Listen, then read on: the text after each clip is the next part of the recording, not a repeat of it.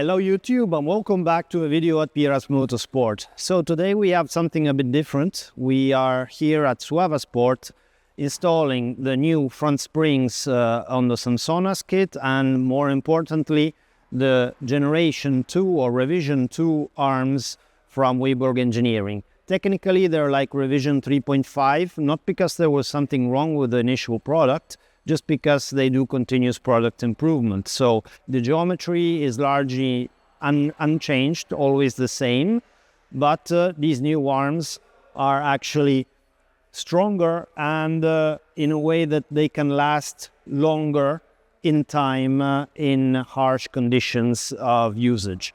Also, the hardware, as you can see here, now is all billet machined, while before it was not, and this is very strong piece of kit. And while I'll show you these on the car in just a moment, and I've got on one side the new one, and on the other side I've still got the old one. I just want to open a little moment to tell you about what happened to the subframe. So this is crazy. So basically, the subframe, the front bolt of the lower control arm here, basically is caged inside, or better, the nut is caged inside. And usually when these assemblies have a nut that is inaccessible, this nut is spot welded to whatever it is, in this case the subframe. So what Toyota did is instead they made a little cage, and this cage is just keeping on four sides the bolt itself, and it came undone on both sides, so both arms have this problem. So we had to physically cut into the subframe, go and weld the nut to the subframe in order for it to be in the right position and not to move anymore, and then reclose the subframe and show it in. So let's go and see in detail what happened and what's going on today, because this is crazy. I mean, I wouldn't have expected this on a GR product that I love so much. So we are talking about this front bolt, that is the one that is mounting the front arm, and as you see from inside, it's inaccessible. The nut is not accessible. Now, the nut, if we can get, yes, here we are, a better image. The nut is caged with a little cage that can move and break. And this is just what happened to us on both sides. So on the other side, you see, it's already fixed. So the modification has been done. And in fact, we have the new arm here and the old arm here. But this is just crazy. I mean, why would they not just weld the nut to the subframe since it is inaccessible? This just makes no sense. So coming to the arms, as you may see on the left side, we have the new arm that has a different construction to itself. Same materials, but as I was saying before, here all the mounting hardware is billet, and the mounting way is different. So let's look in detail to the lower mounting, and I'll show you the older one. You see how much more simple the older one was. It's very different. And then also the way the arm is made, as you may see here, is totally different. Look at the difference.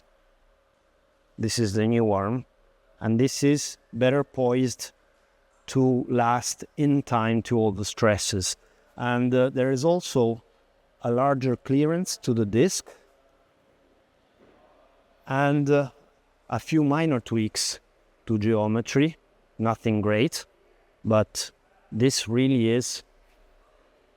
So ordering the Wiborg arms now from us, you're going to get this new version that is hyper tested and that just is the best possible.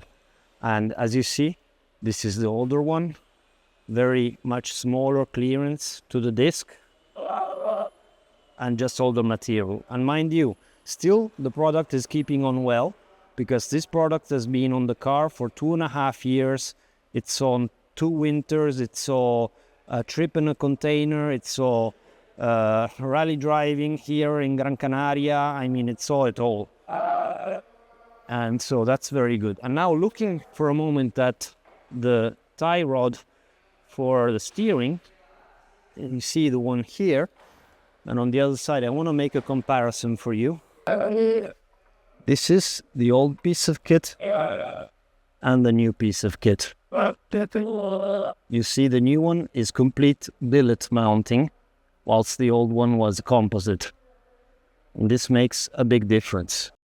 So all in all, it's a very, very good upgrade for the Wiborg arms. I was looking forward to this, and for me it was time to change the bearings. Unfortunately, Wiborg has this upgrade, so we said why not just do the whole upgrade, and he also sent me some replacement bearings. And by the way, some people are concerned about how long the bearings might last in this kit. They lasted very long. I mean, very, very strong driving, rally tarmac driving, the odd dirt road and all of this.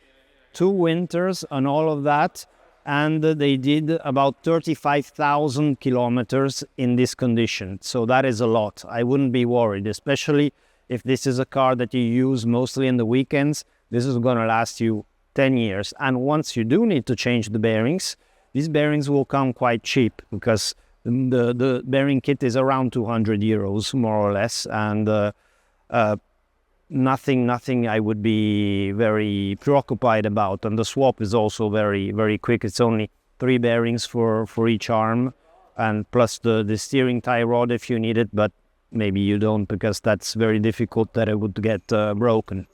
So I can confirm that the geometry changes in the Wiborg arms are so good that I would advise against installing these arms without installing adjustable camber and toe arms at the rear of the car, because without that you cannot compensate for the grip that you get in the front, and you get so much grip that it just makes a huge difference. So you do want to be able to adjust the rear side for the added grip in the front. Basically, the understeer at the limit is not going to be there anymore while you have a car sliding on the 4 wheels or being oversteering. And also a friend of ours, Ariston Baku, that does a lot of track day racing and cups and time attacks in Spain. He also had the same impression. So I'm happy that another pro driver saw the same.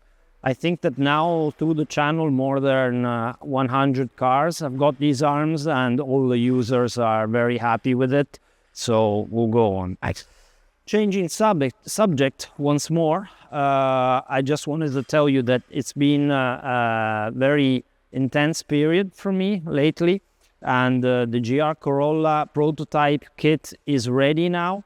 My production site is a bit slower to do the things than what I would like, but it has been, and now it seems that they got up to speed with everything they needed to do. So the GR Corolla news is coming more, and I'm going to do another video very soon about the Gen 1 versus Gen 2 engines again. Yes, because it comes out that we opened a broken Gen 2 engine. And guess what? The pistons look the same. Can you imagine that? It looks like they have a different superficial treatment, but the actual design that I was so happy about, like an improvement, apparently is the same. And this is why GR Corollas and Gen 2s are breaking at a much lower rate than the Gen 1s, but they are still breaking. So we're going to talk about that a bit. For today, it's enough, and have a great one. Cheers.